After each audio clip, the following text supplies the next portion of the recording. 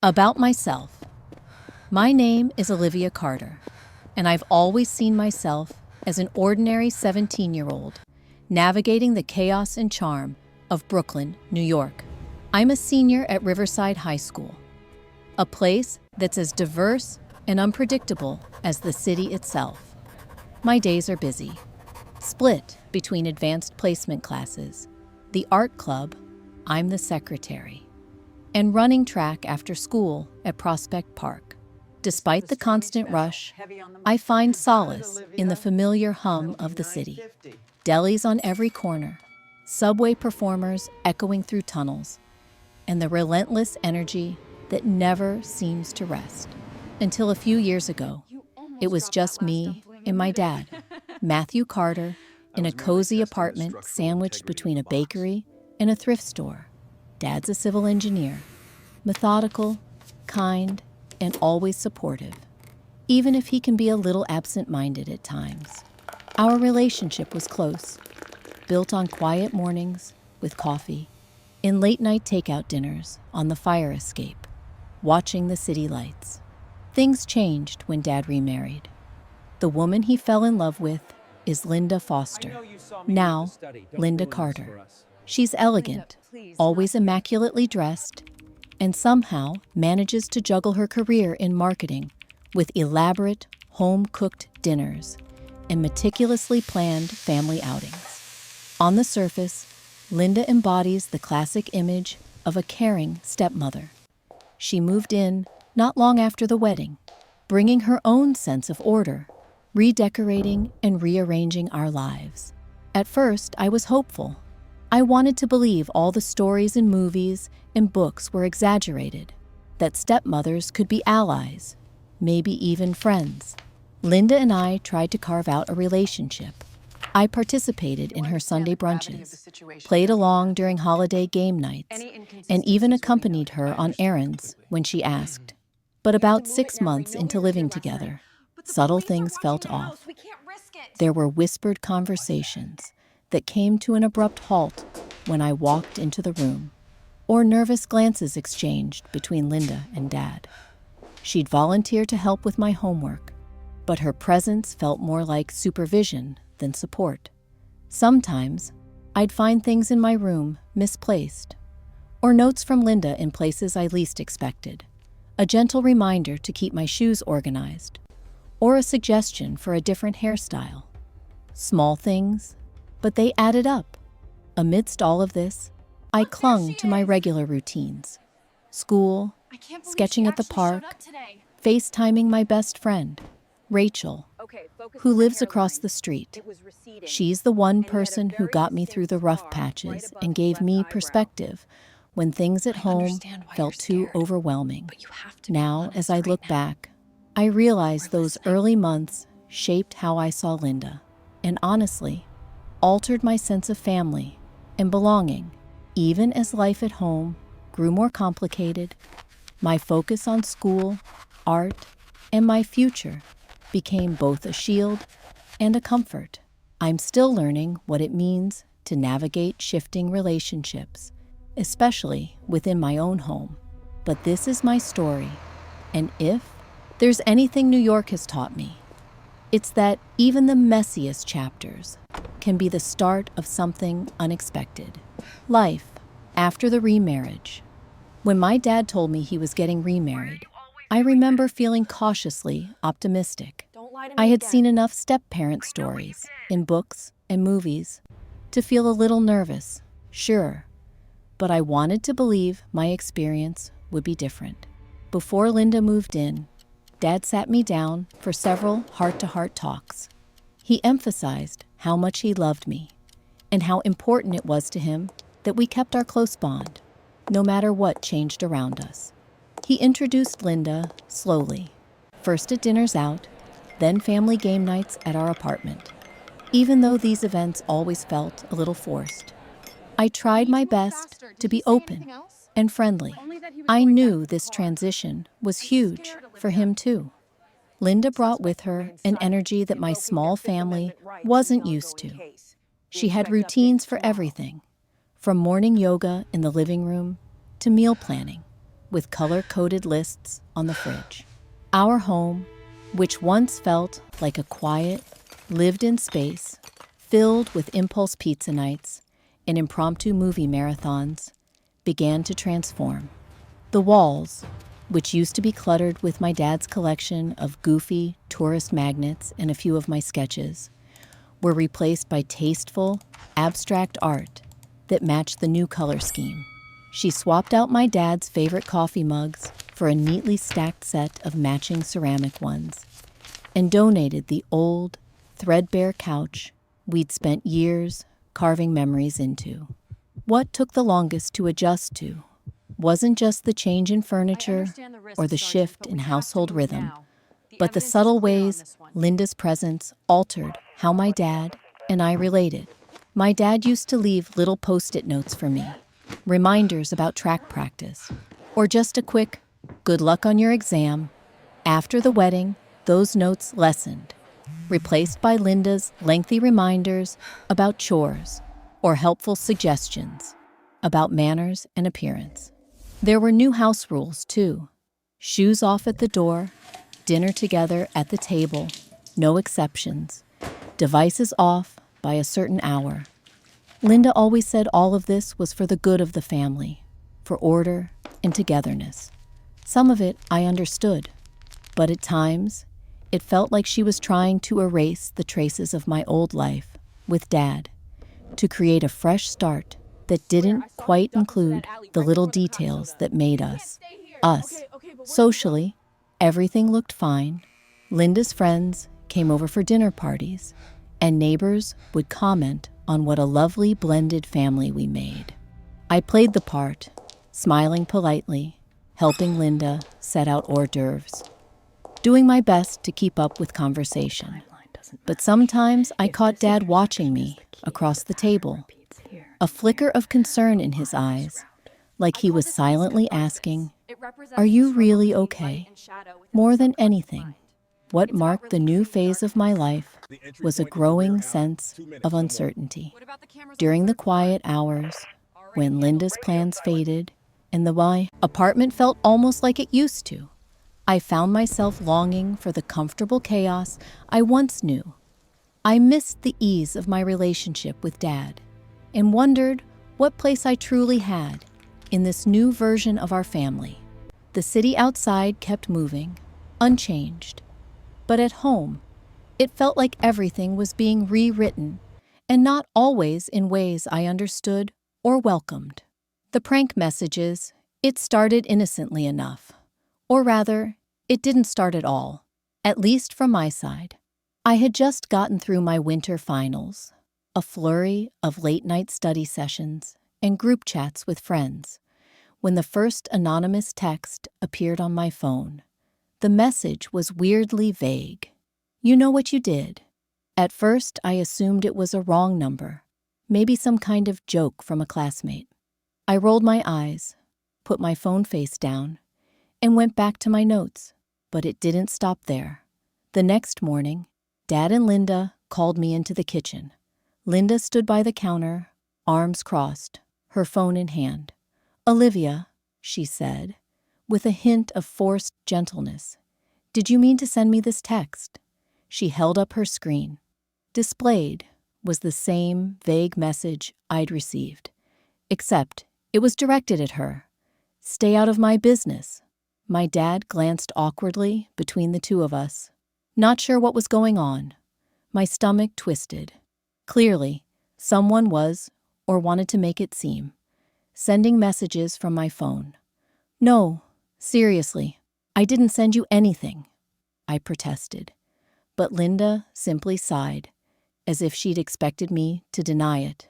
Dad didn't look convinced, and I could sense the first thread of distrust weaving its way into the air between us.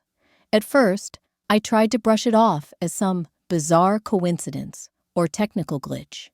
Who hasn't had a wrong number text or a bizarre group message scam? But as the days passed, the messages became more and more pointed and more personal. A week later, just after coming home, exhausted after track practice, Linda intercepted me at the door. "We need to talk," she said, her eyes trained on her phone. She held up another message, this one reading, "I wish you would just leave us alone." The contact was marked as OC, my own initials. It wasn't just the words that unsettled me. It was her attitude, as if my guilt were already a foregone conclusion. I scrolled through my own outgoing messages. Nothing. My phone was clean, no history of those words or any trace I'd sent them. But the messages kept coming, each time with a new sting, each time feeding doubts into my dad's heart and making Linda look more and more like the aggrieved party. The tension in the apartment grew thick and hard to wade through. I started noticing smaller changes.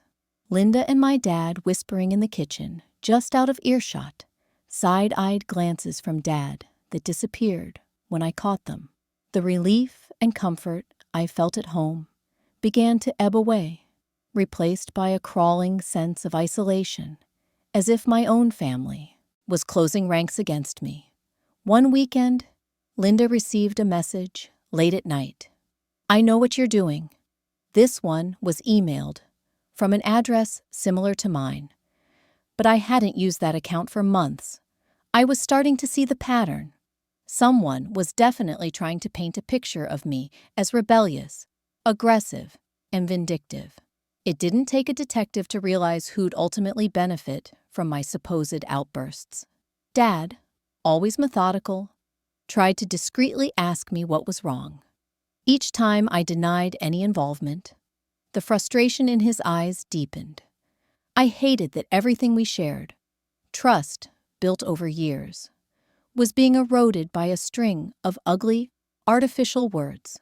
I retreated to the things that made sense, sketching in my notebook, reading old messages from my friend Rachel for comfort, running laps, not just for track, but now to clear my head of the confusion that gripped our home.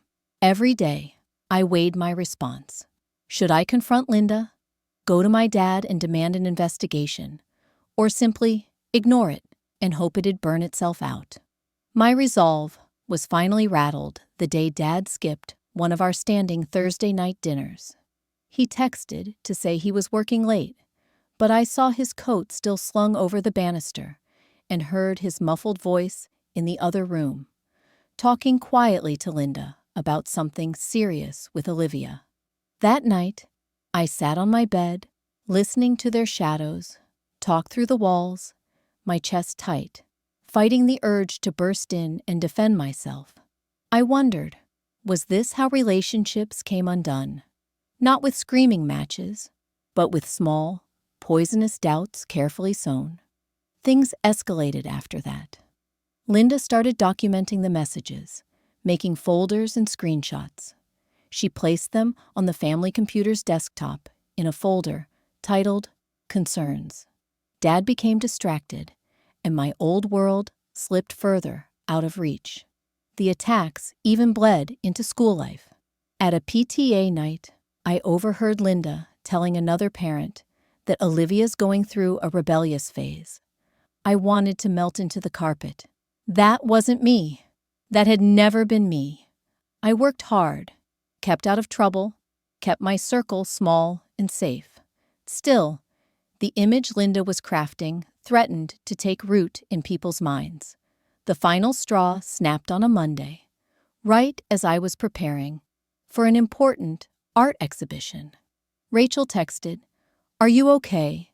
There's a rumor going around about you and your stepmom fighting." I felt my cheeks burn as I tried to picture who would spread something like that. I could already sense the side eyes in the hallways, the teachers who were suddenly cooler with me, the friends who grew quiet.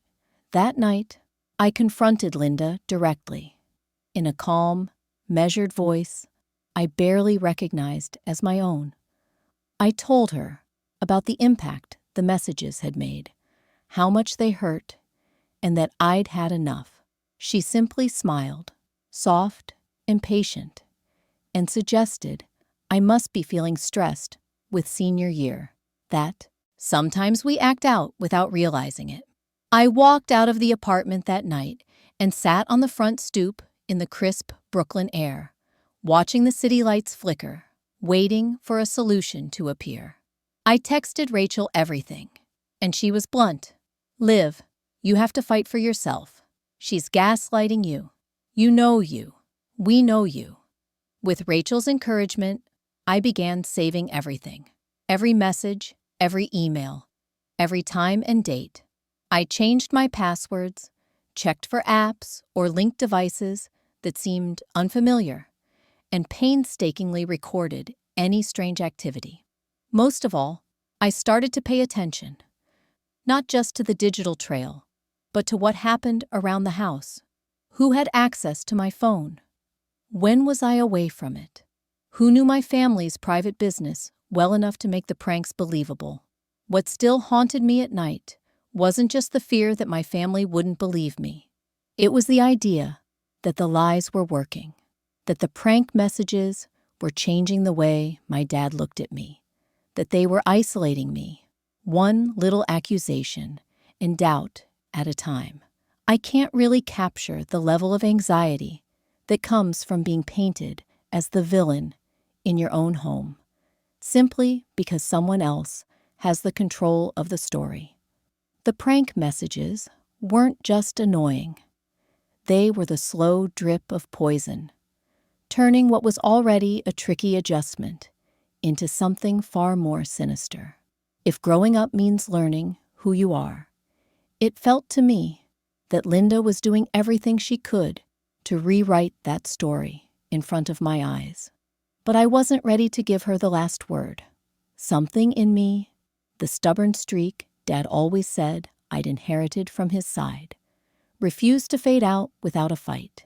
This was my family too, my story too, and as I'd soon discover, sometimes the only thing you can do is trust yourself, document everything, and prepare to shed light on the truth, no matter how uncomfortable it might be. The decision to investigate. No one ever really prepares you for the moment you go from feeling unsure to being absolutely certain that something is wrong. For weeks, I wrestled with the possibility that I was simply being paranoid, that maybe the pressure of senior year, the upheaval at home, and my own insecurities were making me see monsters in the shadows. There were times, late at night, when I doubted myself. I lay in bed, listening to the muted hum of Brooklyn outside, the taxis honking, the distant pulse of sirens, the laughter of neighbors heading home, and wondered if maybe my family was fine, that maybe this friction with Linda was just normal growing pains. But then I would look at my phone, the evidence of those cruel, clever messages, and the pit in my stomach would deepen. Normal families didn't sabotage each other. Normal stepmothers didn't invent chaos and feed distress into the marrow of father-daughter bonds. One afternoon, after another dinner, tense with unspoken accusations, I stood in front of the bathroom mirror, searching my own reflection for answers. Was I really that hard to get along with? Had I said something I'd forgotten, unintentionally set this in motion? My mind spun with worry. And then, almost all at once, a new feeling burst through the fog of doubt. Resolve. If no one else believed me, if even my own father was being swayed by Linda's narrative, then I had no choice but to find the truth on my own. I was going to prove I wasn't crazy. I felt something shift in me. Not anger, exactly, but clarity. After weeks of powerlessness, I finally had a purpose. I started with the basics. If someone was sending fake messages, they'd need access to my phone or accounts. It was possible Linda could have borrowed my phone by accident or found some way to mirror my messages. The thought sent a sudden chill down my spine. I had always been pretty cautious with my stuff, at least since middle school. But the truth was, in a small apartment, nothing is ever truly private. That night, I locked my door, sat cross-legged on my bed, and scrolled through every app and setting I could think of. Did anything look off? Any new logins? Strange linked devices?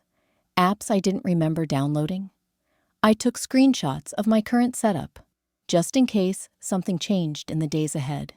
Then, after changing every password, email, socials, even Netflix, I added two-factor authentication and set up alerts for all my main accounts. Whatever was happening, at least this way, I would know when or if someone tried to get in again. But that still wasn't enough. If Linda was as careful as she seemed, she wouldn't leave fingerprints digitally. I realized that what I truly needed was proof, evidence that couldn't be explained away or dismissed as a glitch. I needed to record the reality I was living. Brooklyn has 1,000,000 electronics stores, and after Googling the best options for hidden voice recorder, I found one a few stops away. The place was cramped and smelled like floor polish, manned by an old guy who barely looked up when I bought the cheapest model he had. It was shaped like a thumb drive, with a single button and a tiny mic. Perfect. I waited for a night when Dad was working late, and Linda was on the phone, pacing our small kitchen and talking in that hushed yet animated voice that made my skin crawl. With my heart in my throat, I slipped the recorder under the napkin basket on the kitchen counter, praying she wouldn't notice. Every nerve in my body tingled with anxiety.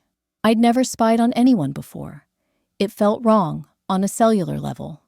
But then again, this wasn't about curiosity or gossip. This was about survival.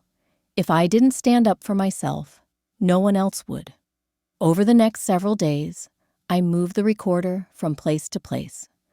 The living room bookshelf behind the row of matching photo frames Linda insisted on.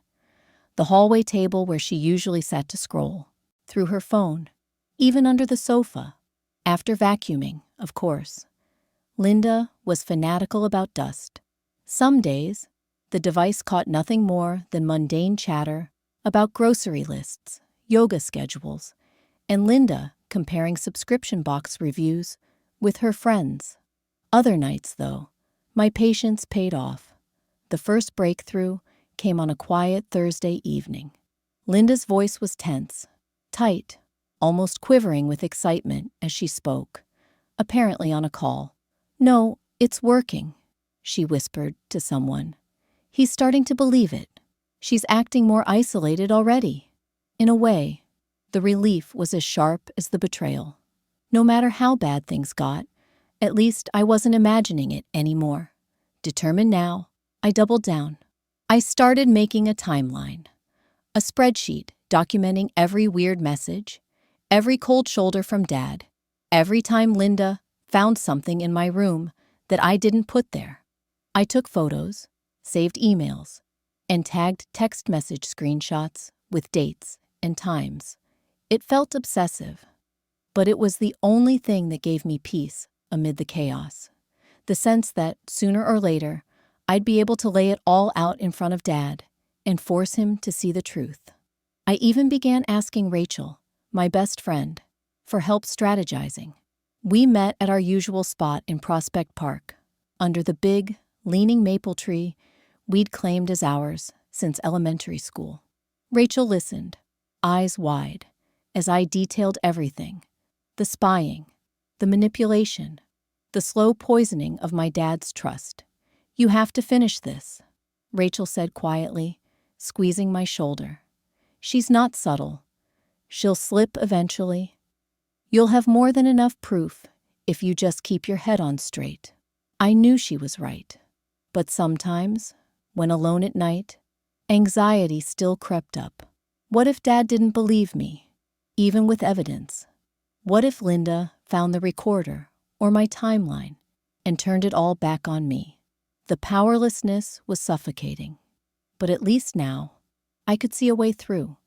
The act of collecting evidence became my secret project, something that was just mine at a time when everything else, including my own narrative, was being rewritten by someone else. A turning point came the morning I caught Linda in the act. I had returned home from an early run, sneakers barely off, and heard voices down the hall. Linda was there, standing by my bedroom door with my phone in her hand, thumbing quickly through the screen. She jumped when she saw me, forced a plastic smile, and stammered something about bringing me fresh laundry. Heat flared in my cheeks, but I willed myself to stay calm. "Thanks," I said, watching as Linda hurried away, nearly dropping my phone on the carpet. That day taught me to be diligent. My phone came everywhere with me. No more charging in the common areas. Every app now required either a code or my thumbprint. I deleted anything she might exploit and changed my passwords yet again. Privacy, I realized, wasn't just about boundaries anymore. It was a fortress, a line I could draw even when everything else in my home felt invaded. The days that followed blurred together. School, secret recording sessions, stoic dinners, where Dad seemed ever more distant. He and I barely spoke, except in passing, a flimsy politeness stretching between us. I missed our old routines desperately. Shared coffee on Sunday mornings. Those little in-jokes that used to brighten the room. Now, the air at home was so tense, the sound of a fork dropped on the floor could send everyone into silence. But as the evidence piled up, so did my confidence. I caught Linda bragging to a friend on the phone about how she'd handled a difficult teen before, assuring her that this one'll crack soon too. On another recording, she muttered angrily about my disrespect and made a cryptic comment about keeping insurance just in case things went wrong. Piece by piece, the whole sad, ugly puzzle fell into place. By the end of that month, I had what I needed: the texts, the emails, the dates and times, the recordings, more than enough to make my case. But more than that, what I gained through the process was a sense of power. Not over Linda or even over Dad, but over myself. I'd stopped being the passive subject of someone else's manipulation. I'd become a force in my own story, in the surreal space between collecting the final bit of evidence and deciding when to reveal it. I went for long walks, thinking about what this whole ordeal meant. Growing up, stories about wicked stepmothers always seemed cartoonish and improbable. You never imagine you'll see a version of those tales play out in your own life. And yet, here I was, watching the line between fiction and reality blur, struggling to hold on to my sanity and my sense of self. I wondered what would happen when everything finally came to light. Would Dad be angry at me for the secrecy, or for spying, even if for self-defense? Would Linda ever admit what she'd done? Or would she twist it into something else? Another accusation? Another lie? Despite the constant worries, one thing remained clear. I couldn't let her win, not just for my sake, but for Dad's as well. I owed it to myself, and to the memory of the relationship we'd built together before everything got so twisted, to fight for the truth, no matter how messy or uncomfortable it got. So, I prepared, not just logistically, with printed transcripts and files saved in multiple places, but emotionally, too. I would have to stay calm, clear, and ready for anything, knowing that my story was finally, about to get a voice of its own. Bringing the truth to light. It's remarkable how, after weeks of feeling helpless, one real step toward fighting back can shift something inside you. I had all my evidence lined up.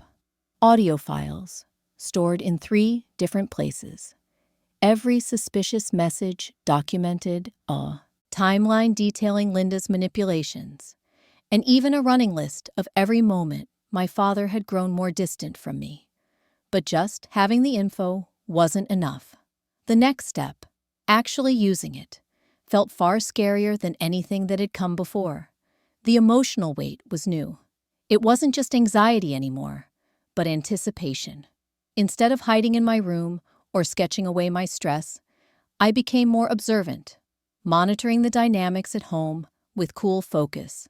I watched how Linda operated, how her tone changed when Dad was around, how she would find new problems and present them with saintly concern, how she gradually slipped more and more authority into her own hands. All the while, I waited and watched for the right moment. There were times when I almost lost my nerve. Part of me was haunted by doubts. What would happen if I pushed too hard? What if Dad, after everything, still believed her? Would he ever trust me again if he learned I'd been collecting evidence? Or would he side with her, out of guilt or convenience? And if I waited too long, would the damage be irreversible? The tension was suffocating. But then, I remembered what Rachel had said. You have to finish this. You owe it to yourself. And so, I kept pushing forward. Most evenings, our apartment was a theater performance. Linda would lay out a home-cooked meal, deliberately elaborate, always Instagram ready. Dad would ask about my classes, but his questions were stilted, as though he were running down a mental checklist. Linda wore her best Stepford smile, never losing her composure, sometimes offering me advice in front of Dad that doubled as subtle corrective jabs. Maybe you should spend less time on your phone, Olivia. Remember, it's been causing all these little misunderstandings. I'd play along, knowing every word only validated the patterns I'd been documenting. Still, I was waiting for the crucial moment, for Linda to overplay her hand, for an unambiguous incident I could use as the catalyst for my reveal. It happened the week Dad was especially distracted by a project at work. Linda took advantage of his stress, manufacturing a series of minor household conflicts, missing car keys, a cracked phone screen, a suspicious email address appearing on the family computer. Somehow, every incident circled back to me. Dad's patience was wearing thin. One Thursday evening, while I was doing homework in my room, Linda stormed in, holding her phone aloft. "Olivia, care to explain this latest message?" she demanded. On her screen was another fake message, supposedly from me, laced with an implication that I resented both her and my dad. She forced the door open wide, making her accusation impossible to ignore. I looked at the message, then calmly looked back at her. "Why don't we talk about this with Dad?" I suggested, deliberately keeping my voice steady. Her expression faltered for a split second, but she recovered. When Dad arrived home later that night, his exhaustion was written all over his face. But Linda plunged in immediately, recounting her version of events with just the right touch of exasperation and injury. For a moment, I saw something flicker in my dad's eyes. Worry? Or maybe doubt, but he let her finish. I took a deep breath and asked if all three of us could sit down together. Dad seemed relieved to have official family time, as he called it. Linda glanced at me, nerves flashing in her eyes. "I'm glad we're all here," I began, my hands sweating, but my mind laser-focused, "because I'd like to clear up any misunderstandings. And I brought a few things to help." I pulled out my laptop. I'd laid everything out in advance. Audio files queued, folders of screenshots ready, my timeline spreadsheet open. Dad blinked in confusion. Linda's lips compressed into a thin line. "The reason these messages seem so real is because someone's gone out of their way to make them look that way. Someone with access to my devices and personal info."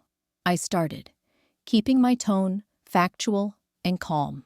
I clicked play on the first audio file, the one where Linda's voice was clearly heard discussing her plan to keep the pressure on. The silence in the living room was deafening. Linda tried to interrupt, but Dad held up his hand, listening intently as a second clip played. A phone call where she gleefully declared, "He's starting to believe it. She's acting more isolated already."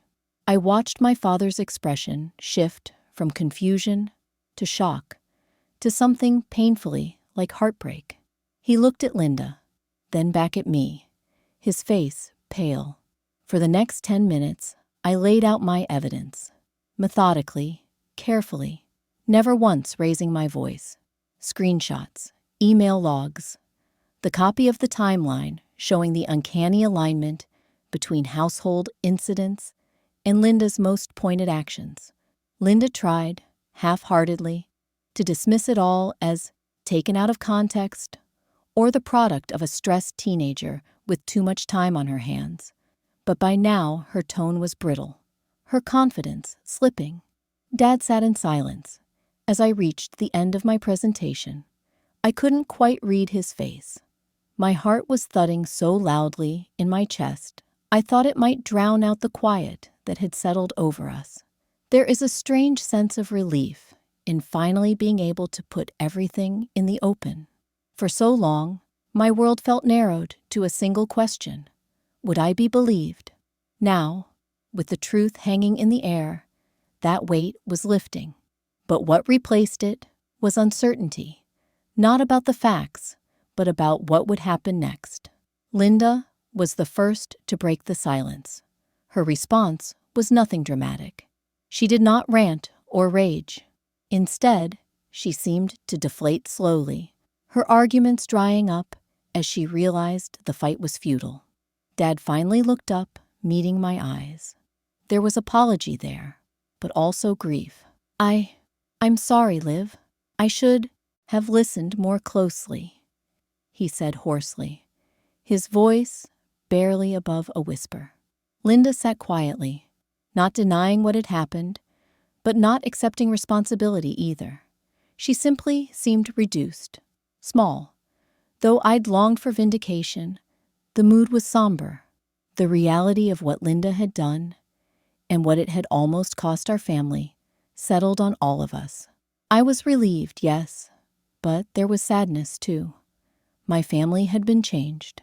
Even knowing I'd done nothing wrong, there were wounds that would take time to heal. Afterward, I went back to my room and let myself cry. Not out of despair, but out of cathartic exhaustion. I texted Rachel. "It's done. He knows." She sent back a dozen heart emojis and promises of snacks and movies that weekend. Looking back, I realized exposing the truth wasn't about winning a war or proving my cleverness. It was about reclaiming my reality. I'd gone from being written out of my own life story to taking back the pen. I didn't know what the next days would bring, whether Linda would stay or Dad and I would ever fully recover the simple trust we once had. But for the first time in months, I truly believed that healing was possible because I finally had my voice and people heard it. The confrontation is a word that always seemed dramatic to me, something reserved for TV dramas or climactic scenes in coming-of-age novels, not for quiet Brooklyn apartments or real-life family dining tables. But the reality is that some kinds of drama you can't choose or avoid. Sometimes, no matter how much you want peace, the truth needs witnesses, and old wounds demand a reckoning. The night of the confrontation was heavy with the kind of humidity only Brooklyn summers can produce. Thunderheads had been building all afternoon, and neon glared through the window slats, throwing stripes of color over our narrow kitchen. I could hear the city breathing outside, the muted pulse of late traffic, laughter floating up from the sidewalk, a distant siren trailing off into the evening heat. Inside, the air was tight with anticipation and unspoken words that tangled themselves in every clatter of silverware or flick of a napkin. Dinner that night was Linda at her most performative. She had outdone herself. A 3-course meal, perfectly plated, with music playing softly in the background, and candles dripping wax onto the old runner she'd brought with her when she married my dad. But underneath her calm mask, I could sense the edge. She moved tensely, adjusting the salt shaker, tidying an already perfect placemat, glancing at Dad, and I like a chess player, calculating her every move. I barely tasted my food. My body thrummed with adrenaline, my mind replaying every piece of evidence, every audio clip, every word I needed to speak.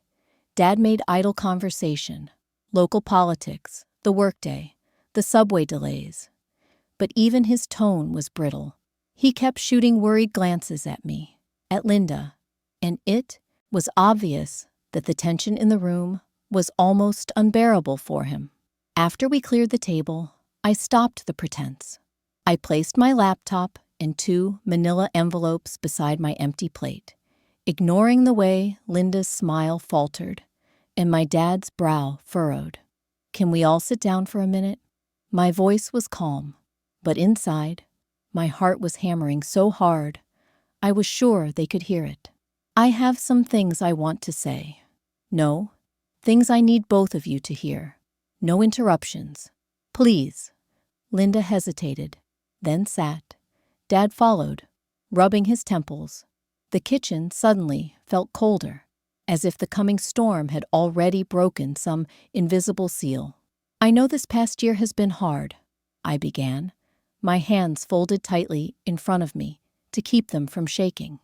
"But I can't keep pretending nothing is wrong. You both know there have been problems.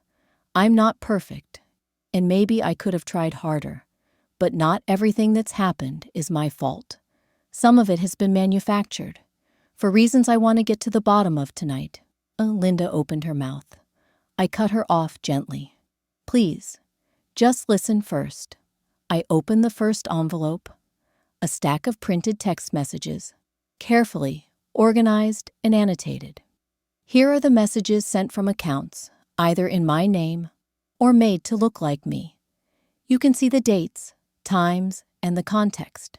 You can see that many were sent while I was at track practice, or at school, or in public places, where I physically couldn't have written or sent them. I slid the second envelope across to Dad. These are screenshots, system logs, account histories. They show that several of my devices were accessed from unfamiliar locations. Here's the help ticket I sent in to my phone service. And here's the response outlining that someone installed a third-party messaging app on my phone about a month after Linda moved in. I've since removed it, but it matches the timeline of when everything started. Then I opened my laptop and played the first audio recording, the now familiar conversation where Linda, voice low but distinguishable, spelled out her strategy with a friend over the phone. "He's starting to believe it. She's acting more isolated already," she'd whispered. The words filled the kitchen, echoing louder because of the silence that pressed in after they finished. Dad looked at Linda, jerking as if physically struck. "Linda," he said, voice raw, "what is this?" Linda's composure began to crack for the first time. She started to stammer, but I pressed on. "There's more," I said, not unkindly, but unwilling to lose momentum. I projected the spreadsheet I'd compiled. Incidents lined up neatly with messages, house rule changes, and day-by-day summaries of my own whereabouts.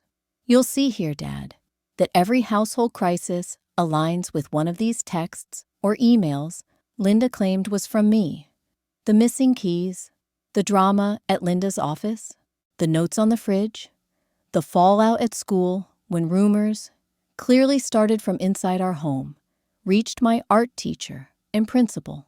I can't explain every detail, only that the pattern is clear, and that none of these things started until after the wedding." The room was stifling. Thunder finally rumbled, closer now, and streetlights flickered in the gusts outside. I could see Dad's face twist through disbelief, sorrow, shame. His hands shook. Linda held herself rigid, one hand white-knuckled on the back of her chair.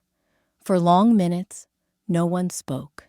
Even the city seemed to pause. Then, Dad broke the silence. "Linda," his voice cracked. "Is this true?" All pretense gone. Linda stared at the table, jaw clenched. She didn't deny it. Instead, her eyes filled with tears. Not the angry, manipulative kind I'd learned to dread, but the raw, defeated tears of someone exposed and cornered. I just wanted to be part of this family," she half whispered. "Every time I tried, it felt like you two. You didn't need me. I thought if I could just make you see Olivia differently, if you thought she needed more discipline, maybe you'd both let me in." An uneasy pity twisted in me. Not sympathy or forgiveness. Not yet. But the complicated ache that comes from realizing the villain of your story is just desperately flawed and lonely in ways you'd never guessed. But there is no redemption in sabotage. No justification for tearing someone else down to lift yourself up. "That isn't what families do," I said quietly, finally letting my own anger, pain, and confusion spill into my words. "We don't lie, or manipulate, or break each other apart. If you felt left out, you could have spoken to us. Instead, you made me look like a monster to my own father. That's not love or discipline. That's cruelty." Dad had tears in his eyes. "How long, Linda? How long did you do this? Why would you?" He trailed off, but the questions lingered between us, heavy as the air before rain. Linda shrugged, exhausted and beyond pretense. "Since winter, I guess. After Christmas. I never wanted it to go this far." There was no dramatic collapse, no rending of garments or slamming of doors. The moment was more anticlimactic than I'd imagined. Just 3 people, hurt and haunted, sitting in the dim kitchen as the weather broke outside and rain battered the windows. Eventually, Dad turned to me. "Olivia, I'm so sorry," he whispered. "I should have believed you. I should have seen what was really happening." I nodded, not trusting myself to speak. I felt everything: vindication, exhaustion, grief, relief too, but undercut by the knowledge that even though the truth was finally out, the scars would remain. Linda excused herself quietly and went to her room, leaving Dad and I sitting in silence. I could tell he was angry. At her, at himself, at the whole twisted situation. But beneath the anger was hurt. "I promise," he said finally, voice trembling. "I'll do what it takes to make this right. For you. For us." I wanted to believe him. I wanted so badly for things to go back to the way they once were. Simple, loving, honest. But as I looked out into the downpour, I realized that what we'd had before was gone. Not forever, maybe, but certainly for now. Trust, once broken, isn't quickly repaired. Still, we talked for a long time, about little things and big ones, about grief that felt new and old at the same time. Dad apologized again and again. He promised boundaries would change. He told me, over and over, how proud he was of my courage, my persistence, the fact that I hadn't given in to the lies about me. I cried that night, but it was a different kind of crying than before, one that was softer, somehow, relieved and raw and hopeful all at once. The days that followed were awkward and uncertain. Linda stayed in her room mostly. Dad tipped between distraction and intense presence, as if trying to make up for lost time with every small gesture. Rachel came over with a stack of movies and junk food, and we sprawled on my bed, talking late into the night about everything and nothing, about how sometimes the people who hurt you are supposed to be the ones who never would. At school, the rumors faded, replaced by a quiet respect from some, awkwardness from others. My teachers, having seen the emails and had the situation quietly explained by Dad, were kind and understanding. Art became my therapy and my escape. What I remember most, though, was how the house began slowly to breathe again. Meals were quieter but genuine, stripped of all performative harmony. Dad made coffee and once again left sticky notes on the fridge. Just simple words. "Good luck, Olivia," or "Don't forget your umbrella." It would be a long road, but now my narrative belonged to me again. And as the Brooklyn summer thundered and steamed outside, I realized that confrontation isn't about exploding or breaking down.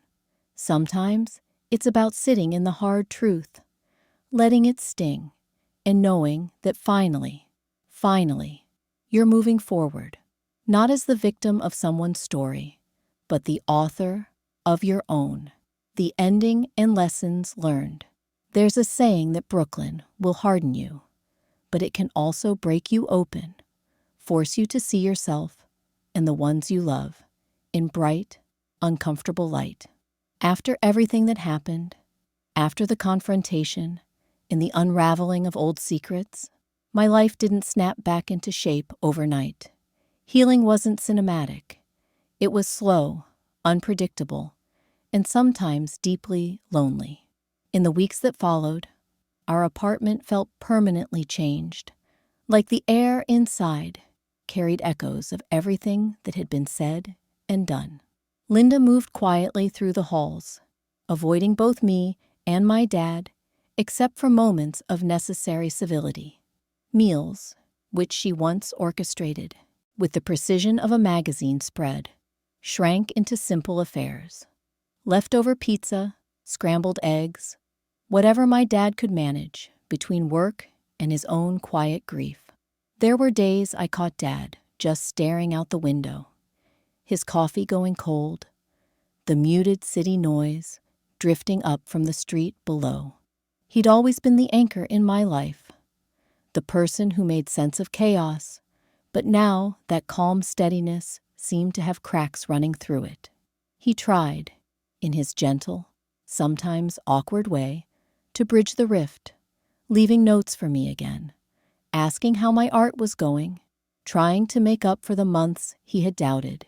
Even when I was prickly, when I answered in one-word sentences or retreated to my room with headphones, he kept trying. That helped, even when it felt almost impossible to express my own tangled mix of resentment and love. Linda, for her part, didn't ask for forgiveness. Sometimes I saw her standing in the kitchen, hands wrapped around a mug, face drawn and tired. I wondered if she understood the depth of what she'd done, or if she was simply nursing wounds of her own, some long-standing ache that drove her need to control, to belong, to sabotage in the name of love. I still don't know. We never really had a resolution, not the kind you see in movies where everyone cries and hugs and decides to try again.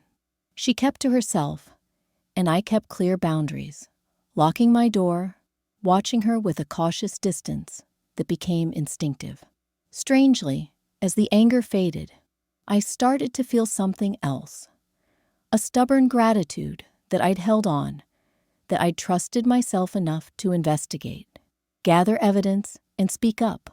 It would have been much easier to give in to self-doubt, to question my own memory, to let the poison of Linda's manipulations eat away at my confidence.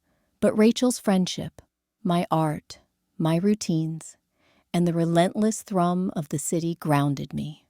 Brooklyn, with its sirens and subways, its crowded spaces and flashes of unexpected kindness, kept reminding me I was real, that my experiences mattered, that my reality was worth fighting for. At school, the aftermath was mixed. Some kids, having heard whispers about me being a problem stepkid, drifted further. Others, maybe those who'd been through their own family drama, quietly reached out, sitting with me at lunch or offering an encouraging nod in the hallway. My teachers, after my dad updated them, seemed gentler. one even giving me an extension on a big portfolio project. Her eyes kind but guarded, as if she ached for the right thing to say. Rachel was the rock I needed. She refused to let me sink into shame or cynicism. We spent afternoons in Prospect Park, sharing greasy fries and cold sodas, sometimes talking about everything, sometimes about nothing at all. She'd say, "You know, Liv, sometimes the people who hurt us the most are the ones who are hurting themselves, but it doesn't mean you have to let it slide." There was wisdom in her bluntness, a reminder that boundaries are as much about self-love as self-protection. Gradually, art reclaimed its space in my life. I put everything I'd experienced into my sketches: stormy charcoal portraits, tense figures in ink, cityscapes that bled at the edges, mirroring the uncertainty inside me. When my art teacher asked if I wanted to show my work at the spring exhibit, I hesitated at first, afraid the vulnerability was too raw, but eventually agreed. That night of the show, with Dad in the front row, I felt something shift inside. Pride, not just in my work, but in my voice. Linda stayed at home that evening. I don't know if it was guilt, embarrassment, or not wanting to face the public version of her story. I didn't dwell on it. I realized then that healing meant letting go, not forgetting, not forgiving prematurely, but refusing to let those months define my sense of self or my future. If you'd asked me before all this what I thought about blended families, I might have said something naive about compromise and trust. Now, I understand those words are more complicated. Trust isn't just given, and it can't be forced. It's built moment by moment, truth by truth. And compromise doesn't mean erasing yourself or accepting being a scapegoat. Sometimes the bravest thing you can do is insist on being seen clearly, even if it means tearing away the facade others refuse to relinquish. Looking back, what was the biggest lesson? Maybe it's this: that gaslighting, those subtle, insidious forms of manipulation, can happen anywhere, even with people who swear they love you. It's alarmingly easy for someone to seize the narrative in a family, especially when they hold power or when everyone's desperate to keep the peace. But what saves you is evidence, courage, and the support of people who won't let you be rewritten out of your own story. My relationship with my dad isn't the same, but it's honest. Sometimes we talk late into the night, unpacking old wounds. Sometimes we say nothing at all. The silence between us dense, but not hostile. I know he blames himself. He's said it more than once. But I don't. I see him trying, and for now, that's enough. Linda and I coexist. Maybe further down the road we'll talk, or renegotiate what it means to share a home. Or maybe she'll move out, and we'll fade from each other's stories. I don't know. What I do know is this: I'm not afraid to speak up anymore. I'm not afraid to gather proof, to draw boundaries, to stand behind my intuition even when others doubt. On humid Brooklyn nights, I sit out on the fire escape and watch the city light flicker, the same way I did in quieter times. I feel older, a little battered, but also braver. I know what it costs to reclaim your narrative, but I also know how good it feels to find your voice and use it, not just for yourself, but for anyone else who might, one day, need a reminder that they're not alone. If life is about stories, then I finally get to be the narrator of mine. And that, more than anything Linda tried to take from me, is what I'll carry forward, unbreakable, unedited, and entirely my own.